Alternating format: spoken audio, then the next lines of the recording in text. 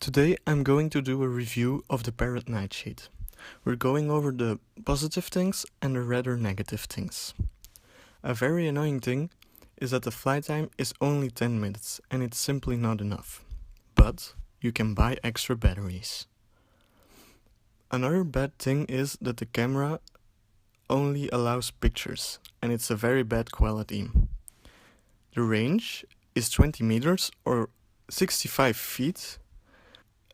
These are all the negative things. Now, the positive things, and there are a lot more. First, it's very easy to control with an app on iOS or Android. It only takes 25 minutes to charge the batteries. It's fun to do tricks with, and also very easy. You can choose between different modes to control. It's also robust and it doesn't break when you crash. You can put bumpers on the drone, which are included, and they protect the propellers.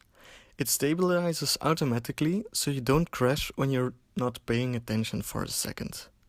And as a final, it lands and takes off automatically.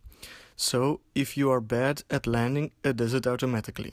So my overall opinion is that it's a good drone for inside flights, but outside the range and flight time is too short.